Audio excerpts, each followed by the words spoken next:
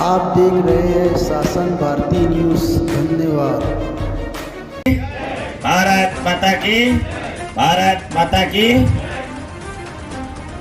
त्याग, बलिदान, समर्पण, संत परंपरा और जिसने संपूर्ण विश्व के अंदर एक नई दिशा दी, ऐसा महाराष्ट्र प्रदेश में मालेगांव में आज सिविल अस्पताल के मॉड्यूलर ओटी के अत्याधुनिक मॉड्यूलर ओटी के उद्घाटन के अवसर पर आज मुख्य अतिथि के नाते भारत सरकार में पूर्व रक्षा राज्य मंत्री, यहाँ के सांसद माननीय सुभाष भामरे जी मंच पर विराजमान, हमारे साथ Power Grid Corporation India Limited के स्वतंत्र निदेशक आदरणीय चेतन कंकरिया जी, यहाँ के सिविल सर्जन आदरणीय डॉक्टर चारुदत्त शिंदे जी, मंच पर विराजमान पावर ग्रिड कॉर्पोरेशन के कार्यकारी निदेशक कृष्ण कुमार जी, भारतीय जनता पार्टी के पूर्व जिलाध्यक्ष प्रदेश कार्य समिति के सदस्य श्रीमान नितिन जी,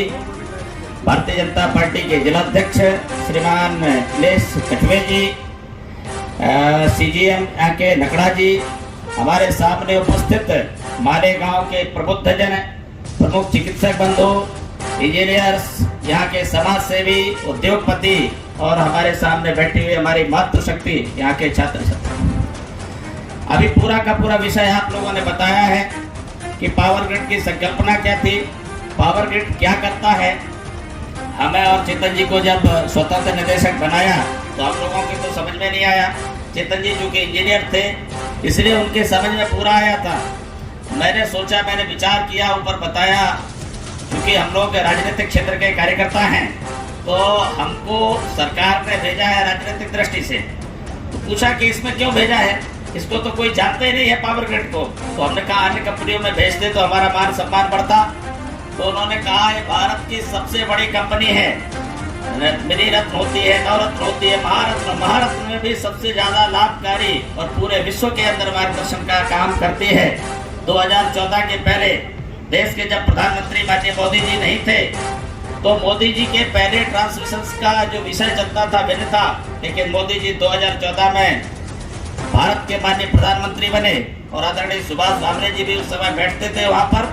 तो उस समय एक नई दिशा दी, कहा कि पूरा भारत एक होना चाहिए, इसलिए वन नेशन वन ग्रिड की कल्पना लेकर के आज संपूर्ण देश के अंदर ट्रांसमिशन लाइन में हम भारत में ही नहीं तो विश्व की सबसे बड़ी कंपनी में शुमार है। भारत का मान गौरव बढ़ाया है मोदी जी के प्रयास से। ये हम लोगों का सौभाग्य है कि जैसा अभी हमारे माननीय चेतन जी बता रहे थे कि सीएसआर के तहत हम लोग जब बैठे तो विचार किया सीएसआर किसके लिए है।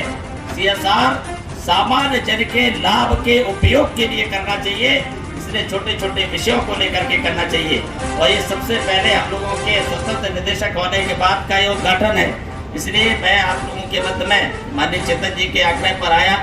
इस काम को कैसे करना चाहिए, अब आप देखेंगे अत्याधुनिक महाराष्ट्र सरकार ने भी हॉस्पिटल बना करके दिया होगा, लेकिन आज जो अत्याधुनिक मॉड्यूलर ओटी बन के तैयार हो रही है, इसमें कुछ ना कुछ और अच्छा ही होगी, क्योंकि पावर ग्रिड भारत की कंपनी के साथ साथ देश के अंदर एक अपनी प्रतिष्ठा के नाते जानी जाती है, इसलिए प्रतिष्ठा है। इतना ही नहीं तो हम लोगों के विचार में आना चाहिए, सबका समाज में हित होना चाहिए। आज यहाँ के मालेगांव के प्रबुद्ध जन भी बैठे हैं, समाज सेवी भी बैठे हैं, सबका एक ही उद्देश्य है, उस परंपरा को साथ लेकर के चलने का।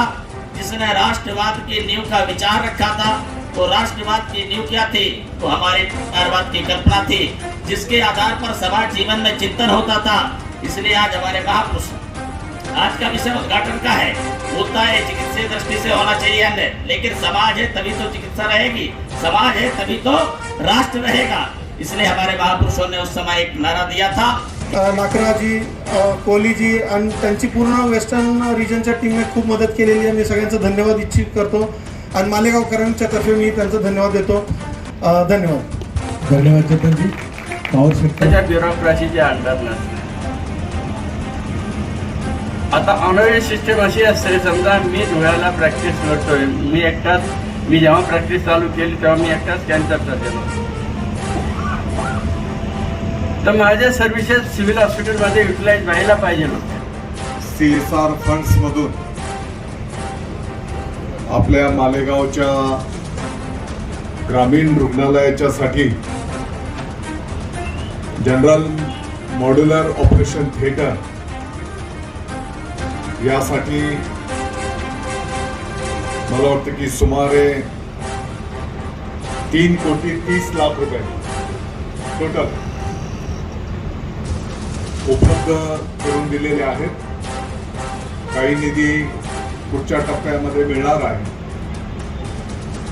आणि या माध्यमातून आपल्या या ग्रामीण रुग्णालयामध्ये एक जनरल मॉड्युलर ऑपरेशन थिएटरची निर्मिती संपन्न होते आहे.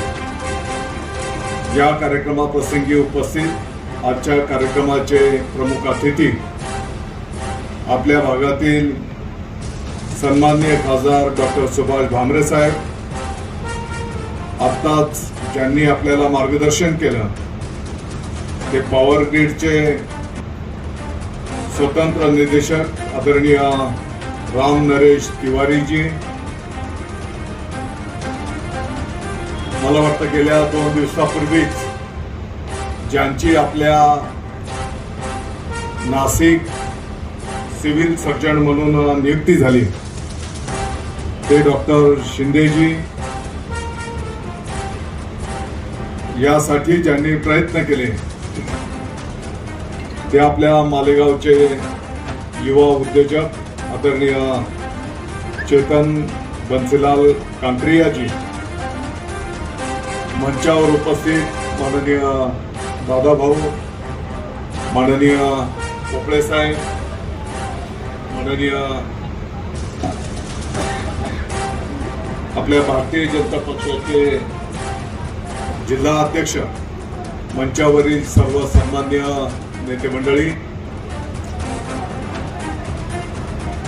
या कार्यक्रमाला शुभेच्छा आणि आशीर्वाद देण्याच्यासाठी उपस्थित सर्व ज्येष्ठ मंडळी, बंधू भगिनी, आपल्या रुग्णालयाचा संपूर्ण स्टाफ, उपस्थित बंधू आणि भगिनींना, सर्वप्रथम तर मी मालेगाव वासियांच्या वतीने माननीय TR कृष्णकुमार, कार्यपालक निदेशक पॉवर ग्रीड यांचा आभार व्यक्त करतो. कांक्रिया साहेबांनी पाठपुरावा केला, तिवारीजींनी त्याला सहकार्य केलं आणि कृष्णकुमारांच्या माध्यमातून आज आपल्या मालेगावच्या या ग्रामीण रुग्णालयामध्ये मॉड्युलर ऑपरेशन थिएटरच्या साठी CSR फंड्स मधनं निधी उपलब्ध करून देण्यात आलेला आहे. मला वाटतं की पहिल्या टप्प्यामध्ये 2 floor cleaning machine, CR machine, endoscopic work station, 15 kVA UPS backup या विषयांचं मार्गक्रमण झालेलं आहे आणि येणाऱ्या काळामध्ये डोळ्यांच्या हॉस्पिटलच्या साठी सुमारे 1.5 कोटी रुपये पॉवर ग्रीडच्या CSR फंड्स मध्ये आपल्याला उपलब्ध होणार आणि म्हणून निश्चितपणे Power Grid Corporation of India लिमिटेडचा मी आभार व्यक्त करतो. एक चांगली सुविधा आपल्या या रुग्णालयामध्ये या माध्यमातून ऍडिशनल होणार आहे. वेळेचं भान या ठिकाणी मी ठेवेन.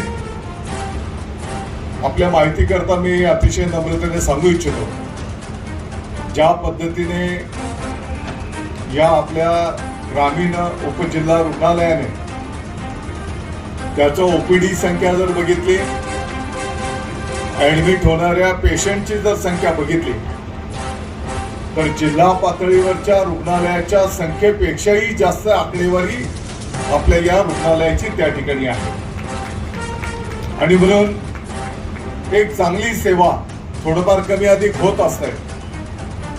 परंतु कोरोनाच्या काळामध्ये आपण बघितलं असेल, सर्वांनी रात्रंदिवस कष्ट घेऊन आणि मग इमर्जन्सी त्या काळामध्ये ऑक्सिजनच्या स्टोर टँकचंही आपण या ठिकाणी काम करून घेतलं. येणाऱ्या काळामध्ये या भागातल्या आणखी सुविधा वाढवण्याच्या दृष्टिकोनातून मला वाटतं की एक प्रकल्प ऑलरेडी आपला मंजूर झालेला आहे की त्या प्रकल्पाच्या माध्यमातून आहे त्या इमारतीचं डागडुजी ज्या काही गोष्टी करणे गरजेच्या आहेत ते केलं जाणार आहे. त्याच्यामध्येच या परिसरातले सर्व ड्रेनेज सिस्टम, कॉन्क्रिटीकरणाचे रस्ते या सर्व सुविधा ऑलरेडी मंजूर करण्यात आलेल्या आहेत.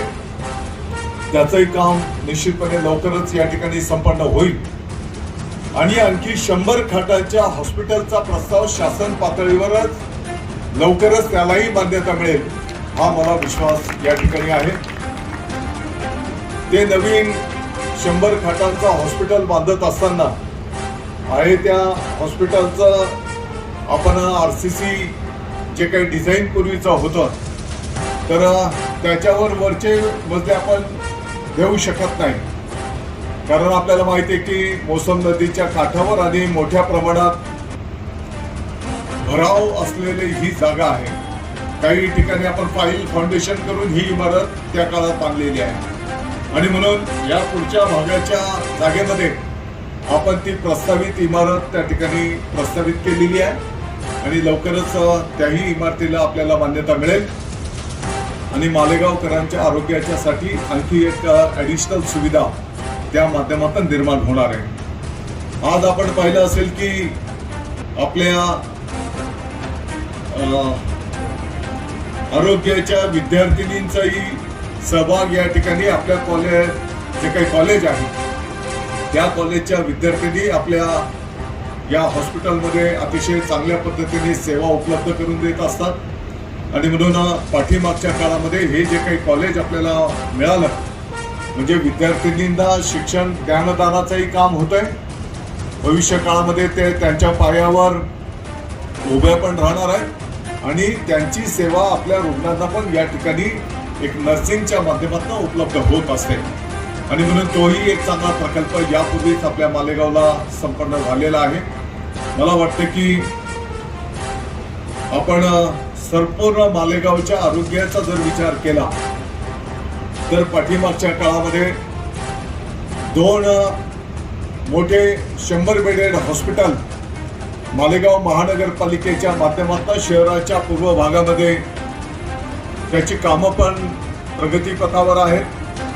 आपल्या द्याण्याच्या भागामध्ये अल्पसंख्याक योजनेच्या माध्यमातून साधारण 40 खाटांचं हॉस्पिटलचं काम प्रगतीपथावर आहे.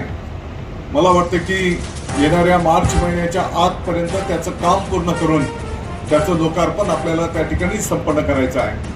आपण बघितलं असेल की कॅम्पातलं महानगरपालिकेचं जे जुनं हॉस्पिटल आपलं होतं छोटेखानी, तर ज्या पद्धतीने आज आपल्याला पॉवर ग्रीड कॉर्पोरेशनने